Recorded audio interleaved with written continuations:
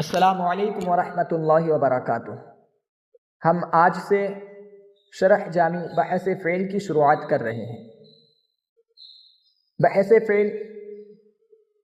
بہت سے مدرسوں میں ابھی بھی شامل نصاب ہے، اور بہت سے ایسے مدارس ہیں جہاں صرف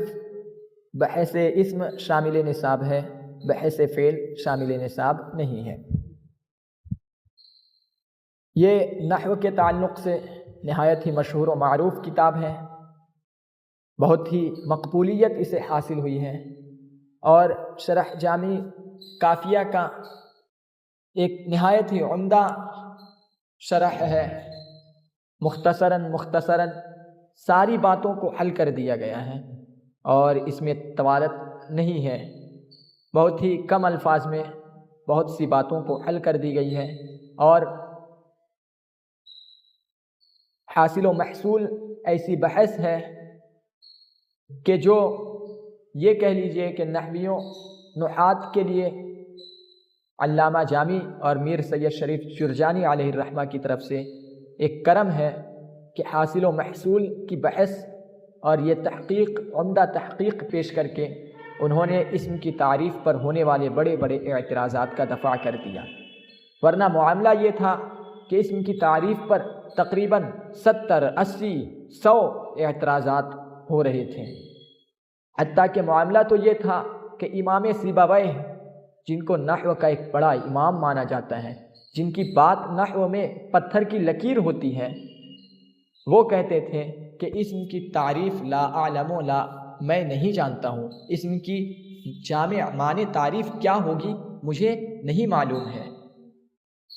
اسم کی تعریف کا اتنا مشکل ہونے کے باوجود میر سید شریف جرجانی اور علامہ جامی نے ایسی تحقیق پیش کی کہ جس سے اس کی تعریف پر ہونے والے تمام تر اعتراضات کا دفاع ہو جاتا ہے، اور تعریف کی جامعیت و مانعیت ثابت ہو جاتی ہے۔ تو یہ ایک کتاب ہے جو نہایت ہی عمدہ بلکہ نہایت ضروری کتاب ہے نحو کو سیکھنے اور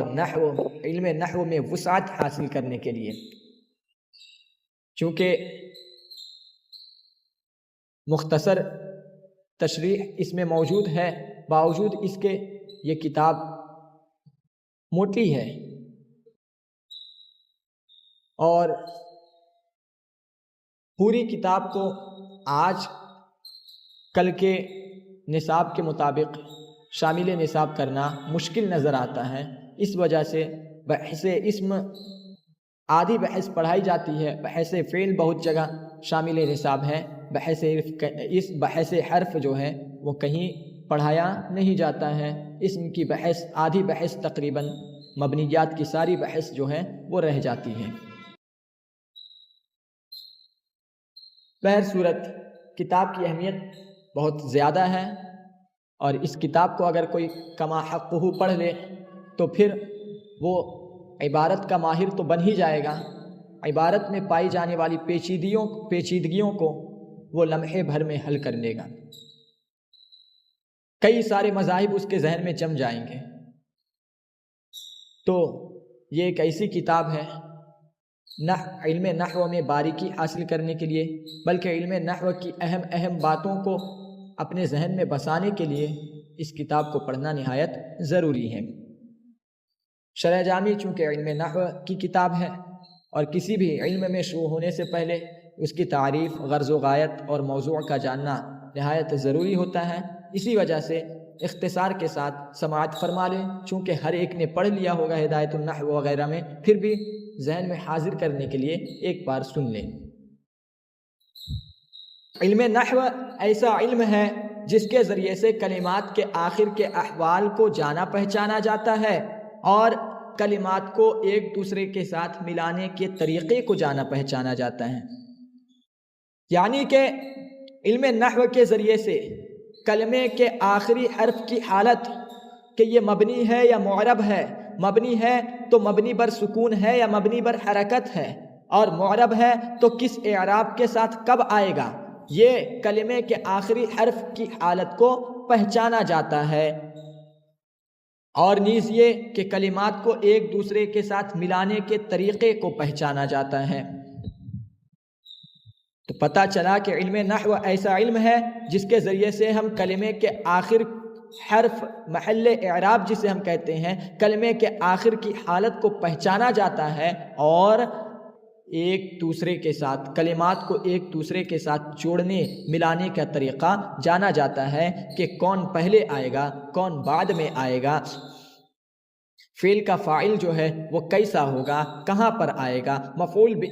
بھی کہاں پر ہوگا، مفعول فیہ کہاں پر ہوگا، وہ کیسا ہوگا، کس حالت میں ہوگا، یہ ساری چیزیں جو ہیں علم نحو سے معلوم ہوتا ہے۔ اس علم کا غرض کلام عربی میں واقع ہونے والے خطا سے بچنا ہے۔ کلام عربی میں واقع ہونے والے خطا سے زبان کو محفوظ رکھنا، بچانا ہے، اور اس کا موضوع کلمہ اور کلام ہے، چونکہ انہی کے احوال سے اس علم میں بحث کیا جاتا ہے۔ اور ہم نے پڑھا ہے موضوع العلم، علم کا موضوع وہ ہوتا ہے جس کے عوارض ذاتیہ سے بحث کی جاتی ہے، تو اس علم کا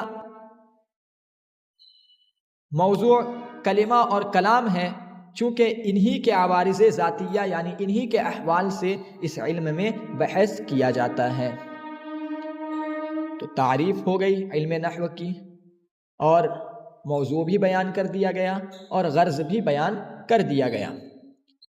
اب چونکہ ہمیں شروع کرنا ہے فعل کی بحث،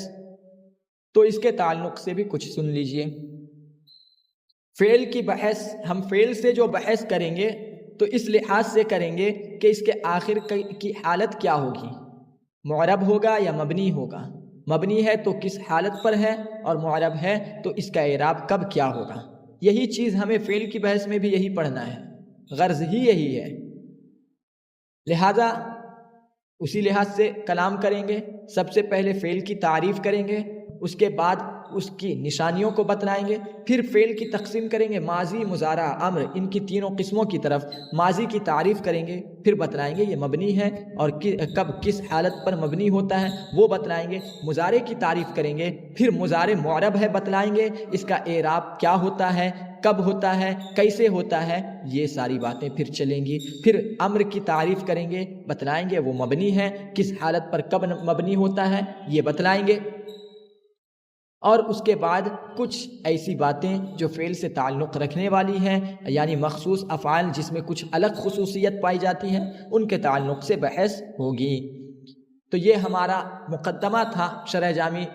بحث فعل کو شروع کرنے سے پہلے، جس میں ہم نے شرح جامی کے تعلق سے کچھ بات بتائی، اور پھر علم نحو کی تعریف، غرض اور موضوع کے تعلق سے ہم نے کچھ کلام کیا، اور پھر فعل کی بحث کو کس ترتیب پر فعل کی بحث کی جائے گی